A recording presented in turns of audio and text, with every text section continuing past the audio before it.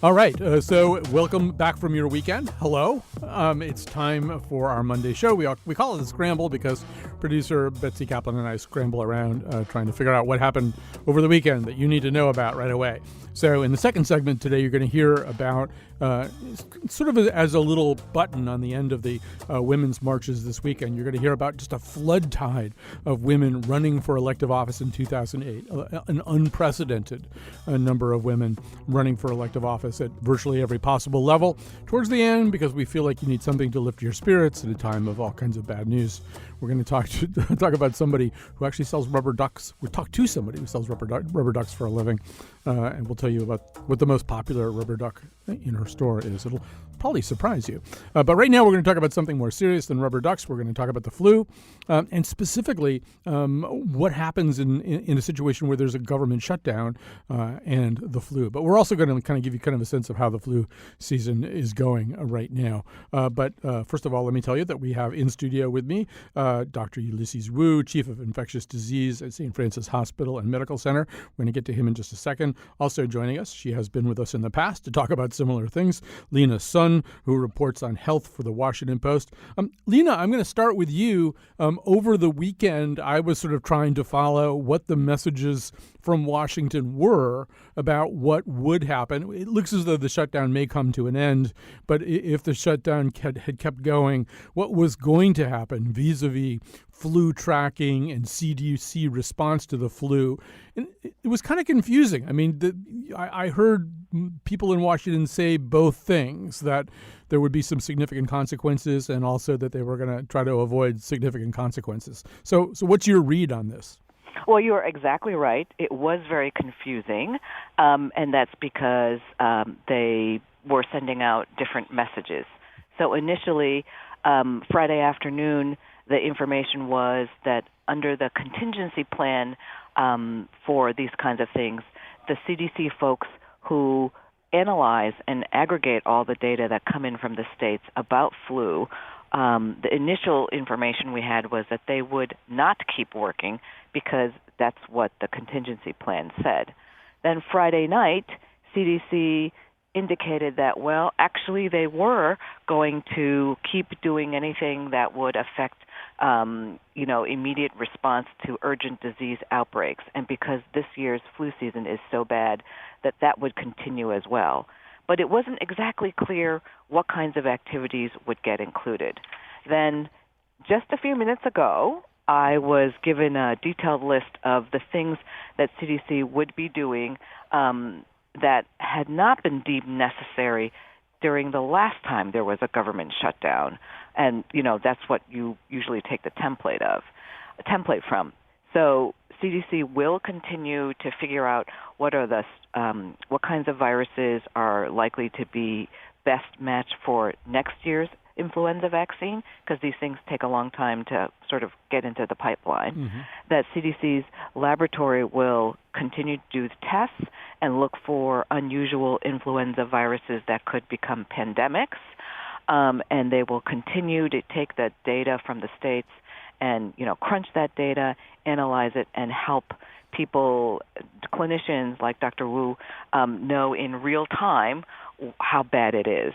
And the CDC will also be communicating and reporting to the public about this season and measures they can take to protect themselves. These are all things that were not deemed necessary last time, but because we're in the middle of a bad flu season and because the timing of the shutdown is different, these are things that will continue. So that even contravenes something that I saw on Twitter earlier. There actually is a Twitter account, as you, I'm sure, know, called CDC Flu, and it says CDC will not be posting updates, monitoring, or responding to comments on this account during the government shutdown. We will be back as soon as possible. It sounds like maybe there's a new version of that, Lena. Well, also, these guidances don't tell you specific. If they say the CDC will be communicating and reporting to the public about the influenza season, that maybe they will be communicating to the public through other channels, maybe not Twitter. Mm-hmm. So it's not clear. I do know that in general, the CDC media accounts, the Twitter accounts, all those messages have to be approved in advance. Right. So they might not have the staffing, and they have to be approved at higher levels within HHS. So it's a long chain of approvals, and maybe that's not going to be in place. But like you said, this may all be moot if it looks like we are going to get a compromise to end a government shutdown. Right. For the moment, though, government is still closed. So, Dr. Ulysses Wu, before we get into the scope and size of the flu epidemic this year, how dependent are you? How much would this affect you? Do you get these? I assume you do get bulletins from the CDC, particularly if the strain changes or if they're seeing something they haven't seen before?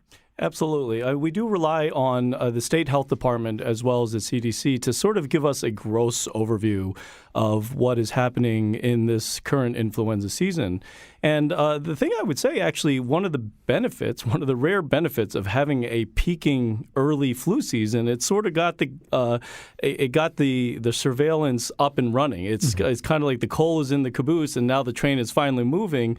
And so there is a little bit of leeway in terms of being on cruise control because everybody is revved up, and we are all prepared for flu season because it has been widespread for quite some time. And when you say peak, do you mean peak like now we're on the downside of the peak, or we're just still at the peak? That is a very good question. And it was thought that we had peaked earlier. And is it peaking and then we've plateaued, or peaked that we're going to the downslide like you've actually alluded to? And it's too early to know. We are certainly seeing high levels of influenza activity, more so on the outpatient visits, but we are certainly seeing an increased amount of hospitalizations compared to probably the 2014, 2015 levels. And so what we're seeing in the press is that, yes, it is at a high level, but it's not at all-time historic levels. And so right now we're peaking, but I guess peak is the wrong word because we don't know if it's still going to go up, but I suspect that it should be leveling off and coming down soon. Actually, Lena, let me just turn back to you for a second. Dr. Wu is saying something interesting, which is, and I'm sure it's something that you've been watching too, which is when the season hits early and at least the numbers spike up high pretty early, I guess that does kind of get everybody, going 60 miles an hour instead of 10 miles an hour in terms of overall epidemiology reaction to it.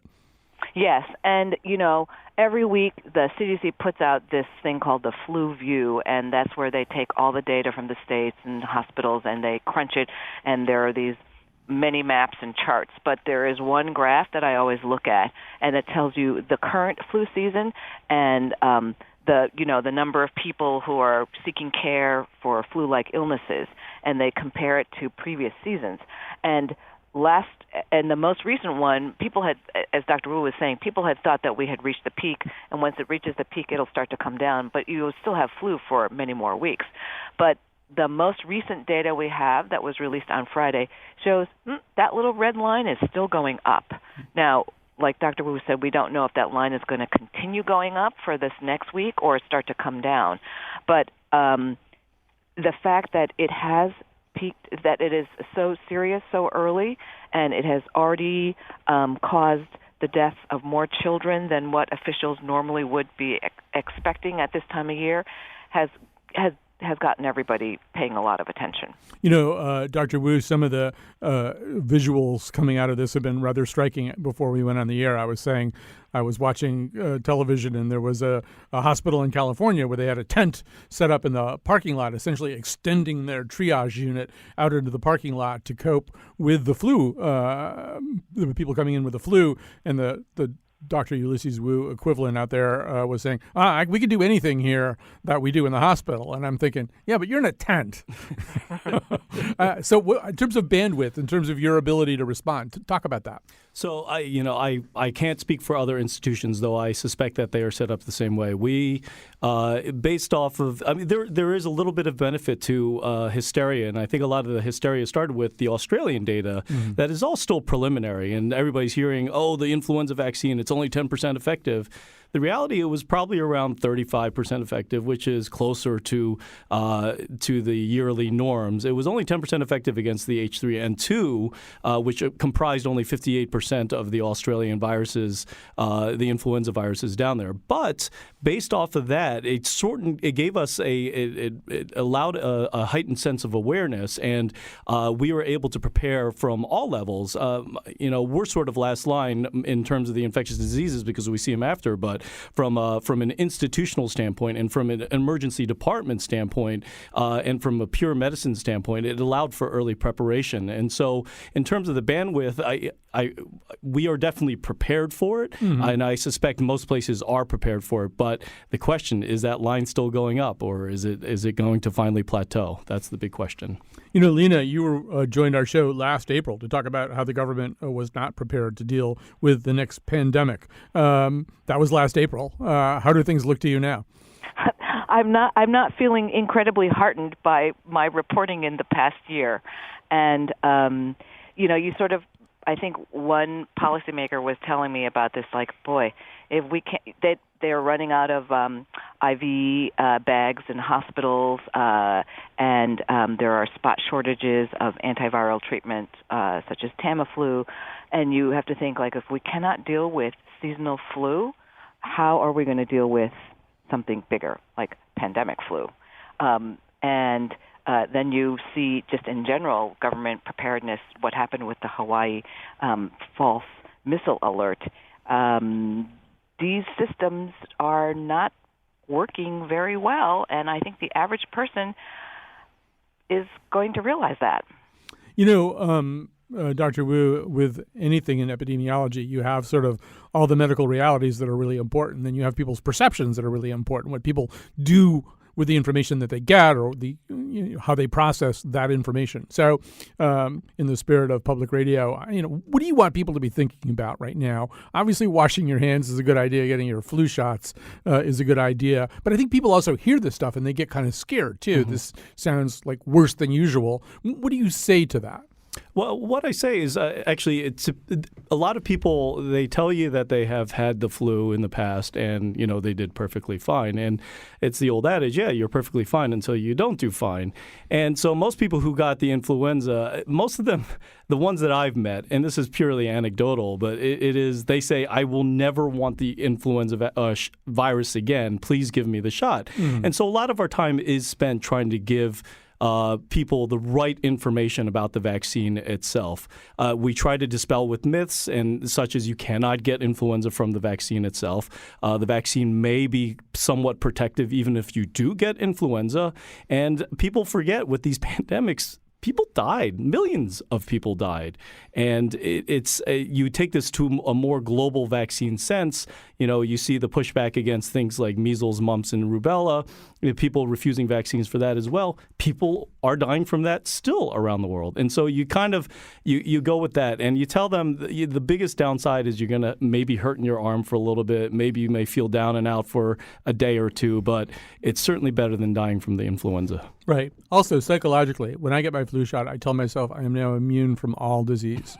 And I think that helps. And also, Dr. Wu, here I'm really out of my depth, and I don't necessarily understand these things. But am I correct in thinking that some of these flu strains that started in animal populations, non-human animal populations, are coming into the human populations? We haven't seen a lot of it yet. There is certainly things like avian influenza, swine flu. So what happens is that the influenza changes or it mutates, and it adapts to the point where it does cross-populate against different species, and that's when we see things like the swine flu or avian influenza. And that's particularly dangerous because it is not us as a human species that have been exposed to this in the past. And so a lot of this has to do with antibody protection and our basic immune system. And so when a new virus is introduced, and you look at all the horror movies like Outbreak and Virus and World War Z or whatever it may be, when we don't have these protective systems in place, yes, there is the chance that may happen. My son and I actually watched Contagion on the plane going to San Francisco. Dumbest thing I ever did in my life.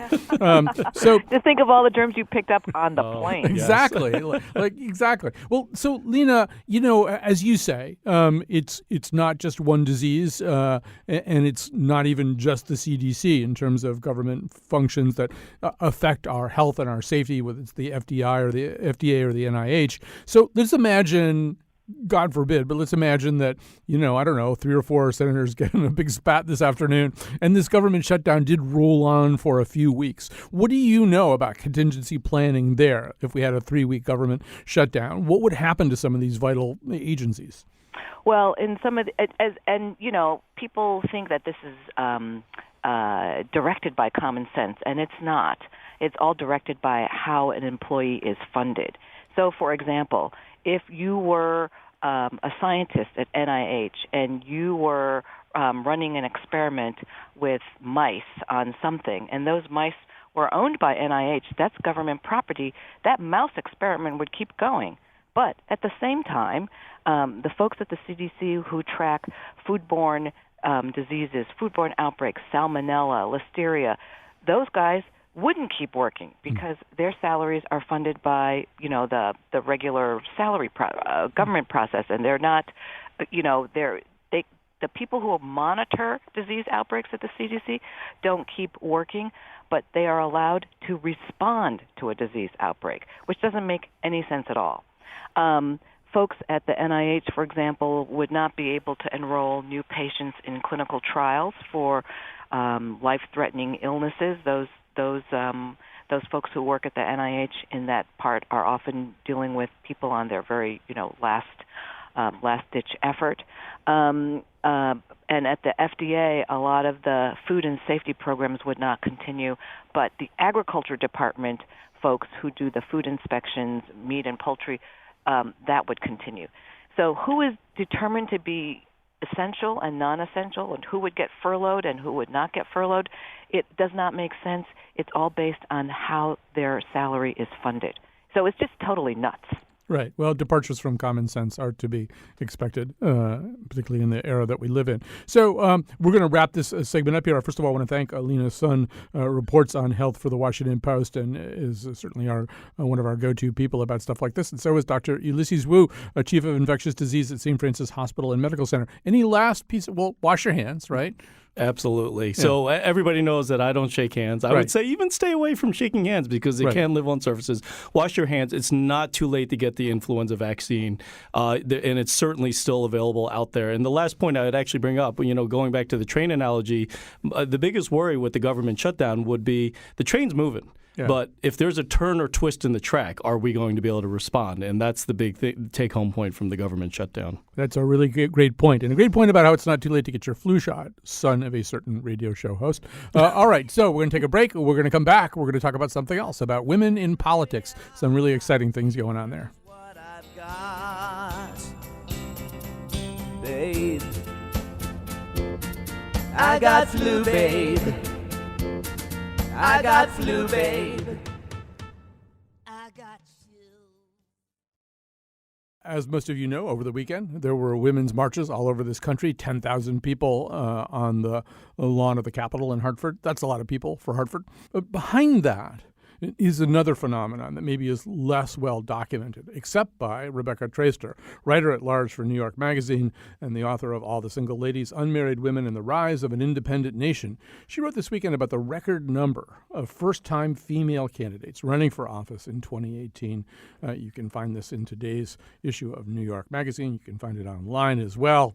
First of all, Rebecca Traister, welcome to our show. I'm so happy to be here. Thanks for having me. So the magnitude of this is, it is a tsunami. That's not an overstatement. This is the numbers are pretty impressive, probably particularly in the U.S. House of Representatives. Tell us about those numbers. Right. There are at the moment, now all the ballots aren't final yet, so these numbers are changing, and in fact they're likely to grow before sort of all the ballots get finalized in all these kinds of races. But at the moment, there are 390 women who are planning to run for the House of Representatives, and that's a figure that is higher than at any other time in U.S. history. It's just a massive jump in women who are going to run for the House. But those jumps are also true. There are 49 women likely to be running for the Senate. That number is 68% higher than the number who'd announced at the same point back in 2014. 79 women are likely to be running as governors. There are all kinds of record numbers of women, and that doesn't include the state legislative races and the school board races and the city council races and the mayoral races in which women are signing up to run in record numbers as well. And what that does, people poo-poo that a little bit, but they absolutely shouldn't, because what that does is fill a political pipeline. And one of the problems in terms of electing women to offices at every level is that there hasn't been a pipeline that's been filled with women candidates. And so many of these women are women of color who, of course, are most grievously underrepresented and are purportedly representative government. Right. And so I don't think anybody would poo-poo the local level stuff. I think it's pretty important, and we're seeing it here in Connecticut as well. In some ways, you make an interesting case that the Senate is the place, the U.S. Senate is the place where stasis has been kind of the rule of the day, that a celebrated earlier small wave of women elected to the U.S. Senate was kind of, almost the end of that story until now. Well, it wasn't exactly the end. It was the big. There are the moments that numbers edge up a little bit, right? Mm-hmm. Just a little by little by little, they go down, they go up, they edge up a little bit, and then there are moments where there's a big jump. And for many years in politics was called the Year of the Woman. It was 1992, and it was a year that, like this one, there was tremendous anger about a lot of things, including the perceived ill treatment of a particular woman, Anita Hill. The connections between that period and this one, there are many connections. It was a massively important moment, and it sort of helped to hammer the notion of sexual harassment, not just as a kind of individual behavior, but as a behavior that does material damage to women as a class in workplaces. It helped to help us understand that was a thing and put it in the American lexicon. But the Senate Judiciary Committee, in front of whom Anita Hill testified, was all male and all white, and she was treated horribly. She was shamed, made fun of, mocked, not defended, including by Democrats, including by Ted Kennedy and Joe Biden, who ran the committee. And lots of American women watched this all-male, all-white Senate Judiciary Committee and became enraged. And a lot of women signed up to run for office the following year, 1992. There also happened to be a lot of seats open that year. And so women ran in unprecedented numbers, and they won in unprecedented numbers. In the Senate, it was 4 women. And imagine that. That was unprecedented at the time. Right. Now, 2 of them are still in office, Dianne Feinstein and Patty Murray. A third, Barbara Boxer, retired last year. Her seat is now filled by Kamala Harris. The 4th woman who won was Carol Moseley Brown, who was the first black woman ever elected to the United States Senate. And she remained the only black woman elected to the Senate until just this past November, when Kamala Harris won Barbara Boxer's seat. So that year it feels small in retrospect. There are now 22 women in the U.S. Senate.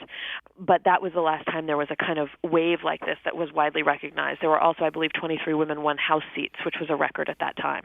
So if we're going to draw a line from 92 to now and use Anita Hill as kind of a symbolic flashpoint at that moment, what's the flashpoint now? Is it a single one the way Hill was, or is it a constellation? Yes. I think in part there's another, many women talk about how they were motivated to run in the wake of Donald Trump's defeat of Hillary Clinton in the presidential election in 2016. Now, for some of them, that's because of Trump himself and their anger that this alleged abuser, that this openly sexist, openly they feel incompetent man was elected, and their anger at what he's doing to the country. For a lot of them, it is also the fact that Hillary Clinton lost, and that this worked as a metaphor for women's experiences in workplaces all the time, that the competent, qualified woman could lose the job to the incompetent, unqualified man who's been reported to HR for sexual harassment and nonetheless gets the promotion, nonetheless wins the bigger job over the woman. And that is such a resonant experience. And now I think it is those impulses are being amplified by the renewed discussion of sexual harassment and its prevalence and the damage that it does to women. So a number of women who are running talk about their own experiences of harassment or of assault. A number of women talk about the kind of power abuses that have been enacted by men, specifically white men who've had the disproportionate share of political power as well as economic power, social power, sexual power throughout this country's history. There is this conversation. So many men at the top are now being looked at more critically. Their behaviors and the allegations that they have abused their power in one way or another are being taken seriously, really for the first time in my memory on a national, broad level. And politics is one of the only professions where the idea of replacement of those guys is actually a possibility. So many professions, you talk about the news business, media, law, medicine, all these places where it's very difficult to go back for women who may have exiled themselves from those professions or been chased out. the idea of going back in and just getting a job in those professions is implausible in many cases. But politics is a place where you can run for office, even if you have been a stay-at-home parent for the past 10 years, if you are a preschool teacher, if you're a veterinarian, if you are a lobster woman. There's a former lobster woman in Maine who's running for office. If you are a sanitation worker, you can run for office. There are challenges, there are structural impediments that will make it more difficult to fundraise, to get networks.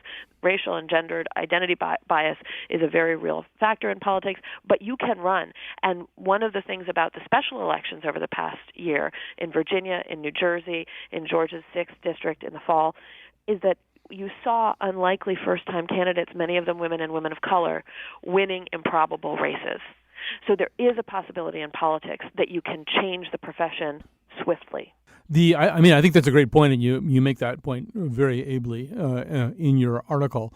So as we drop down from there, Rebecca Traister, you looked at a lot of these races in detail. As we drop down from the symbolism of the Trump victory and the concerns that kind of gather under the umbrella of the Me Too movement, are there specific policy-oriented things that run through all this? I mean, races are all very different. Politics tend to be very local. Can you sort of pinpoint maybe 2-3 key policy issues that are driving this movement?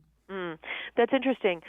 Most broadly, it's fair to say that the majority of the women who are running are Democrats. Now, what that means can vary tremendously, though the other thing that I have noted is that many of the Democrats who are running, and there's a sort of uptick in the number of Democrats who are challenging incumbent Democrats from the left. I think there is a leftward tilt to these candidates, but there are so many hundreds of people running for so many hundreds of offices that it's impossible to sort of say, oh, yes, everyone's united around single-payer health care, for example. But I will say that issues of immigration and health care were at the forefront.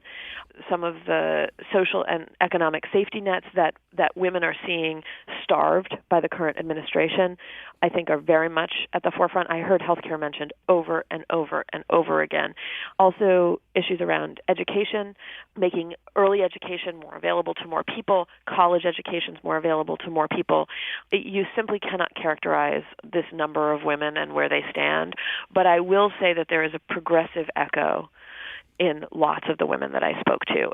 Those kinds of policies, which really just 10 years ago, 5 or 10 years ago, would have been considered extremely left progressive policies, are now things that a lot of new candidates are talking about as things that simply make sense. We're talking to Rebecca Traister right now, a writer-at-large for New York Magazine. She has a terrific and very detailed article about this wave, and it is a big wave, of women running for public office at the level of Congress, at the level of governors' houses, and at the level of state politics. So let me ask you this. One criticism I heard, and I heard it from young people, probably more than anybody else, during the 2016 campaign, during the primary segment of that, is and I heard it, I think, from both young men and young women, was I understand exactly what Bernie Sanders stands for. I'm less clear about Hillary Clinton. I'm hearing more about the historic nature of her candidacy and less about what her actual policy goals are. Those seem more fungible. So is that something that, I don't know, as you're talking to women candidates, it seems as though, once again, we are absolutely at a historic moment here, as you've detailed. But it seems as though there's another challenge, right, which is making intelligible specifically what you stand for. Yes, although it's interesting, the dynamics between the way that Bernie Sanders' message was understood and Hillary Clinton's message was understood are not unrelated to gender. Bernie was able to be forceful in a way, and he was very good at it. Bernie was a terrific candidate, and one whose politics I admire very much. He was excellent at running for office, but he had certain freedoms. He could be angry. He could be angry at the establishment. He could shake his fist, which he did to great effect. Bernie could be very forceful in his delivery, and he could deliver short, pithy promises, which are terrific: free college, single-payer health care. And he was both good at it. It spoke to his own natural talents, and they were real. And by many measures, he was a far more talented campaigner and speaker than Hillary Clinton.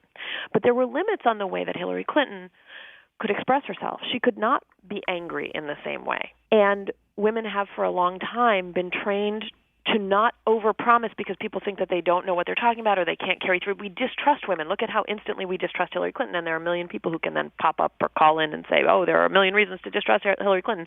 Sure, there are a million reasons to distrust any politician.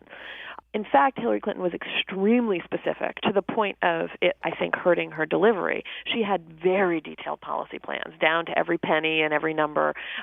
You may have liked them, you may have not liked them, you may have felt that they were too incremental. That is true. But where she erred was in being too specific, talking in complex sentences, too many sentences, and not just delivering those 1-2 punches of this is what I'm going to give you as free college. So that complicates to a degree the question of did she have specific things she was planning to do versus Bernie's specific things, because Bernie's ideas were very clear, but the specifics of how they were going to happen and be implemented, actually, once you dug deep, were less clear. But that's a real communicative question, and that's something that female candidates need to think about. Hillary Clinton comes from an era in which being a woman candidate was truly being an anomaly. And women were coached differently. I write in the piece, and I've written a lot about Hillary Clinton over the years, the way that she was coached to run for president for the first time was basically to cross-dress as a man. Mark Penn, her first presidential campaign advisor in 2008, wrote her a series of memos in which he said that America was not ready for a first mama, that basically she needed to be a man to be a first papa who was a woman. Candidates today are not advised in the same way, and so much of how Hillary Clinton presented herself and expressed herself is shaped by the era in which she was an anomaly and told to shift how she acted, how she delivered, how she spoke, how closely she spoke into the microphone. And she still wasn't immune from that kind of stuff. Every time she spoke too loudly into a microphone, people said, she's yelling at us, she's yelling at us. Meanwhile, she's running against two guys who became popular by yelling, Bernie Sanders and Donald Trump. So challenges still face this new generation of women, but there are very different approaches being taken. And one of the things I write about in the article is that this new generation, more diverse generation, more numerous, coming in at different ages, different status, different races, different religions, ethnicities, different communities, are being told now more than ever, just run as you are. Run as yourself. Don't try to fit into a mold. You don't have to wear a boxy pantsuit and cut your hair into a helmet and try to adopt the rhetorical stylings of male candidates. We need to adjust our eyes to different kinds of leadership, including female leadership. Some of them are going to be type A policy wonks, and some of them are going to be big moving promisers, like I see a future, and they're going to lift us up with poetry. And some of them are not going to be good on the stump, and some of them are. There are going to be good candidates and bad candidates. So I don't think there's one thing that we could say. And some of them, because they're running for local office, their issues are different. Shea White, who's a woman who's running for the Oklahoma legislature, talked to me a lot.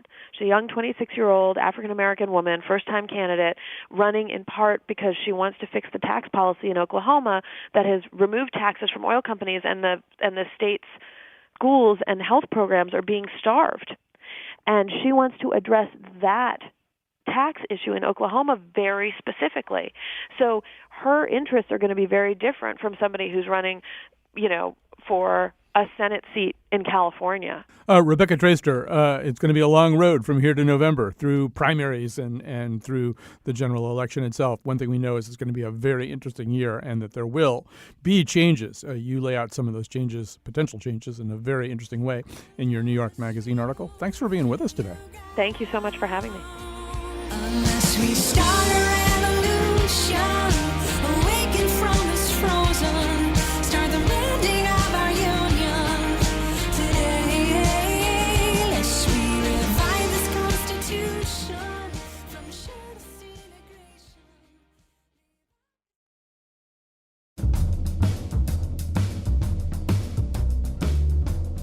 to Today's show was produced by women, Betsy Kaplan, and me, Kyone Wolf. Actually, that's the way it pretty much is every Monday. Amanda Fish is a woman and a fish.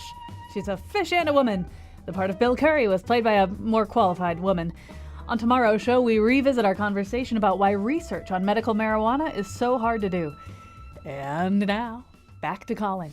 All right, so I have some very exciting visitors in my studio. Two of them are human, and the rest of them are rubber. And I'll explain that to you in just a second. I quickly want to say that. So on first of all, the Oscar nominations come out tomorrow morning. On Friday, part of our conversation on the nose will be about the movie The Phantom Thread, which is theoretically, anyway, according to him, the last Daniel Day-Lewis movie ever.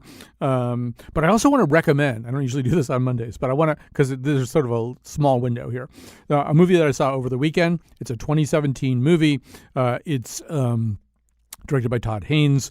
It's called Wonderstruck, and it is playing at Trinity the next 3 nights, Monday, Tuesday, Wednesday, and at the Trinity Cine Studio. And first of all, I think it's kind of an underrated movie. It takes place in 1927 and 1972. It toggles back and forth between those two things. The 1927 parts are all in black and white. It involves characters who are deaf, 2 characters who are deaf, which is something that's very interesting to us for reasons I think most of you know. And it's also just a beautiful looking, very interesting and very intricate movie. Not every critic has loved it. I think Manohla Dargis from the New York Times really loved it.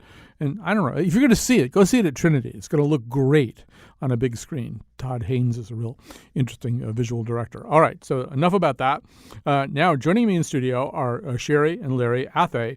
They are co-owners, with also their daughter Lauren, I believe, of Truffle Shots and, more relevantly, Essex Ducks. I read about them, I think it was a Christopher Hoffman piece in the New Haven Biz, but also Sarah Page Kridge of the New Haven Register, I hope I'm saying her last name correctly, have written about her as well.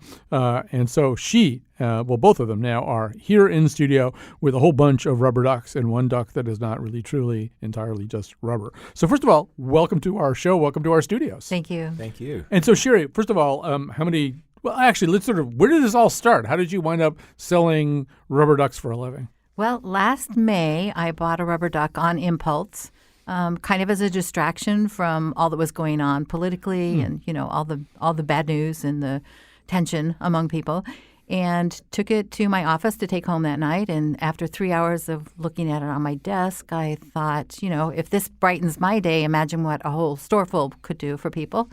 And so I announced to my husband and daughter, we're going to open a duck store. Yeah. Well, first of all, I should say one reason you're here is I really like rubber ducks, and I have a bunch of them. You are enviously regarding my Titanic duck, Yes, which I is am. dressed up in a Titanic captain's jacket and hat. But most of my other ducks are in the possession of Betsy Kaplan because they invaded her desk while she was on vacation, and she just sort of kept them. But so I think rubber ducks also do lift our spirits. I had no idea how many different sort of kinds or themes, or I don't know, you can't really call them outfits exactly because it's all just one piece of rubber there, but you got like 500 kinds? We of have them? about 500 different styles of this size rubber duck. We have 300 or 400 other tiny ducks and then some large ducks as well. So, I mean, I'm looking at a couple of different kinds of Dr. Ducks. And, Larry, the Shakespeare duck was kind of a quest for you guys, right? Well, it's quite fun, yes. We are Shakespeare fans and enjoy going to the Shakespeare that's put on by numerous companies throughout the state in the summertime. And so when we saw this one, we thought, well, we've just got to have it. We were in Stratford earlier this year, last fall, for the got a Shakespeare duck there because we left ours at home and took some pictures of him showing us around town. And it was a lot of fun. Yeah. No, the Shakespeare duck is great. He's here. By the way, Kyone Wolf has already been here taking lots of pictures. So when you go to WNPR.org/Colin, you can find this show and you can see lots of pictures of these rubber ducks. So, well, let's start at the high end. I mean, most of these rubber ducks are, within reach of any of us.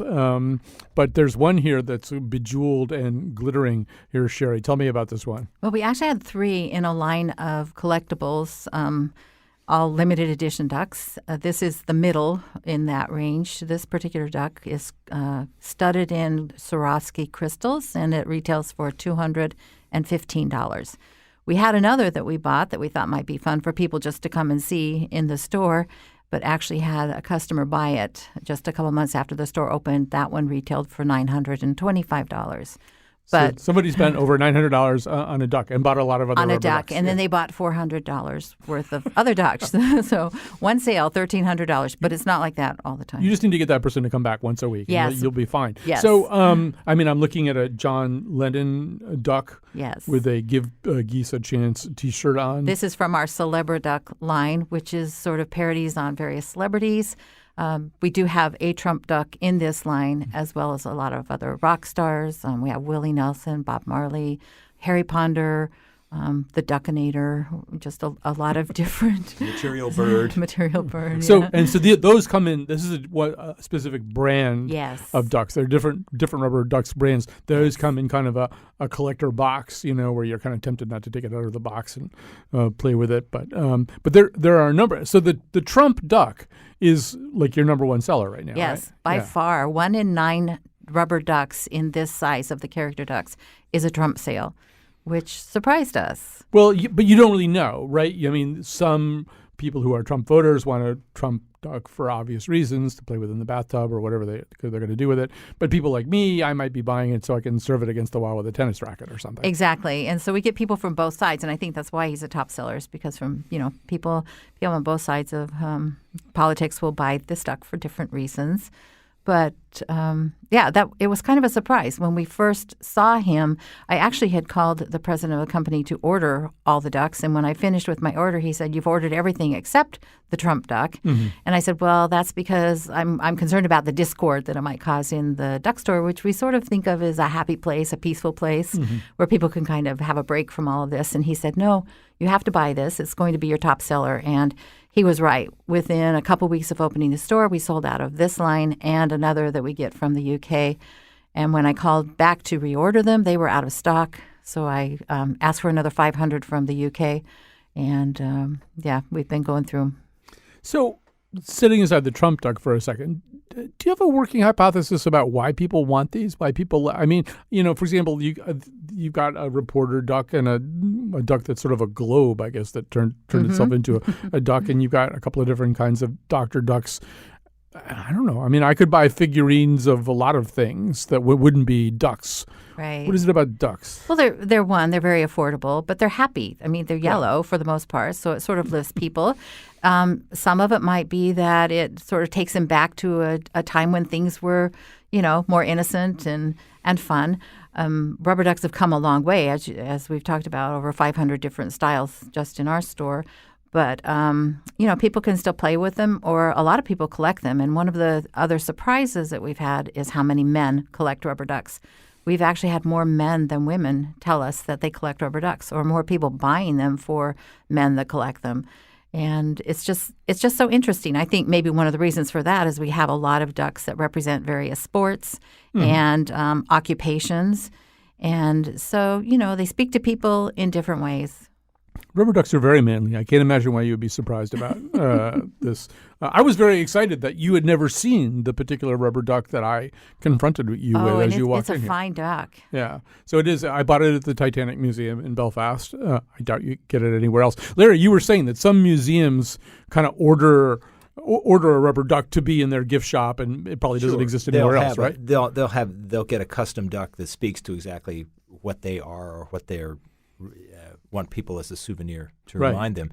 And that's one of the things about the other ducks in general. People come in and they'll buy a duck for someone because it's their soccer coach, or you have coaches giving little soccer ducks to kids on the team and things like that. It's just it creates a little happiness and spreads a little mirth around. People have fun with it. People come in the store and they're just surrounded in a kind of a small room by over 1,000 rubber ducks, and you can't help but smile. Even if you're laughing at first, everybody smiles by the time they are there for a minute or two. I'm smiling and laughing, and I'm not even there. So, now it occurs to me, I mean, I'm a Green Bay Packers fan. So does the NFL, do they do a duck for every team? Do you know? I'm going to look into that because I think that would be sort of a fun line to have. Well, yeah. I mean, in your store, you'd probably mainly want to have like Patriots and Giants and stuff like that. Exactly. But I think it'd be fun to have a line of all of the ducks in the league. Yeah. And so are there other ducks? Like, was the Shakespeare duck hard to get or? He comes from a company in the UK. Mm-hmm. They have several ducks, many of them focusing on characters from the area. But no, he wasn't hard to find. But I thought he was cute. And again, like Larry said, we're Shakespeare fans. He has a little scroll there that says to quack or not to quack on it. So It's fun. It's all just good fun. It's just a happy place. We also have place. a Henry VIII and an Anne Boleyn. Oh, really? A Winston. Anne's head is firmly attached. Yeah. We have Winston Churchill. Wow. Florence Nightingale. We have have knights, artists. Elizabeth I. Yeah. Frida Kahlo and Salvador Dali and Got the Picasso. mono brow on the Frida Kahlo exactly duck. Yeah. Yes, Yeah. and Salvador with his clocks. And his mustache. I'm gonna have to drive down to Essex. I want some of these ducks. It's worth the drive. It costs It me a really lot of is. money to go in your store. I think I really want a whole bunch of the ducks that you've just described. So, and you said right now you're dependent on somebody else making a duck, but you guys are thinking about maybe ordering at least maybe like Essex themed ducks Yes, or something we like have that. talked to 2 companies, both in Europe, about creating ducks for us. We'll design our own ducks to have in addition to the lines that we already carry. Yeah. And I think some of the fun of this, I mean, first of all, the internet makes everything possible, but also kind of wrecks everything in the sense that you can now, it makes you possible, right? Because you can just do a Google search on rubber ducks and find out who makes them and what ducks they make and order them that It way. took a little bit of digging, but Yeah. we got to the bottom of it. But it's fun. We try to make our website a fun place to be, but there is nothing that compares with the experience of just being surrounded by thousands of rubber ducks. So it is a very experiential thing to come to the store. Right. And I mean, I always think, I was saying to you before we got started here, I think when you travel, it's always good to have sort of a little grail, a grailette or something, like a little thing that you're looking for. And so, like, now you've sort of inspired me. I mean, I already do have one travel-themed rubber duck, but if in fact they do just sort of exist in little museums and stuff like that, as in little gift shops, as Larry says, because whenever you're traveling, you're always thinking, well, what's my goal for today? What do I want to do? And what if one thing were to be just to keep my eye peeled for a rubber duck that you guys don't have? That would be very exciting to do. So you guys are also going to incorporate this into the life of the world around you. Have you already done this, having duck hunts? Yes. We have an idea that we're going to share with the retailers in Essex for a duck hunt where visitors can come and hunt for ducks in the stores and bring people to Essex and see what other fun things are there. And we want to make our celebration of National Rubber Duck Day an annual thing. That was last Saturday. It was last Saturday. Yes, it was on the 13th. I didn't which know. Coincides with Rubber Ducky's birthday. Rubber Ducky from Sesame Street. From Sesame Street, Bernie's, yeah. I didn't realize it actually had a birthday. Ernie's duck. Yeah. So, I mean, one of the sort of peculiar ironies here is although you sell many, many, many different kinds of ducks, do I have it right that you actually still only own one rubber duck? I still only own the original duck. Yeah. I'm kind of a minimalist myself. I don't collect anything, but that little duck makes me happy to see every morning. And then the rest of it, my daughter, who also works with us, says it's a good thing that we have a duck store because if we didn't, I would have to own every one of these ducks. Right. And every time we get another delivery, we just are amazed at the detail on these and the artistry. You can see, strands of hair or cable knits in sweaters or treads on tires of like this little mechanic here. It's just so detailed, and you can just look at them for so long. And people come in, and first they shake their head, it's just all ducks. But after a minute of looking around, they just realize that they could spend a lot of time there looking at the details. Yeah, and so I assume that's all done. That's probably all done on computers too. The design of these ducks and stuff like that. I don't know much about duck design. All right. Well, eventually you will. So, I will. So you've got a couple of different Trump-style ducks. Is that sort of the limit of those? I mean, if it's such a hot seller, even nationally, we have tried to order the Celebrity Duck Trump. He will be in the country the first week in February. Yeah. He's trying to get through customs right now, which is See if he's got a visa. Yes. we thought that was interesting. That's really true, though, right? He's right. It's really true. That's Yeah. where he is right now. And so we're waiting for him, but we have plenty of the other ducks. And he, here is flashing his signature hand gestures. Right. We have the little air pinch, the little victory sign. So he's adorable. All right. So that's going to end it for our show today, but this is really fun talking to Larry and Sherry Athe. And you can go to their store in Essex and behold all these rubber ducks and be cheered up quite a bit about them. And Betsy Kaplan is contesting the question of who actually owns the rubber ducks that are. No, you have them. You've captured them. They are, but they're prisoners. They're not really yours. Ducks are free. Ducks are ultimately free. All right. Thanks to everybody who helped out with today's show, and those of you who listened and put up with me. And we'll be back tomorrow. We're going to rerun our medical marijuana show. We're having a staff retreat tomorrow, which is pretty exciting. I'm getting wordy. Where's that ducky, man? I need him here right now. Squeeze him. You heard me? Squeak. Rubber ducky, I'm awfully fond.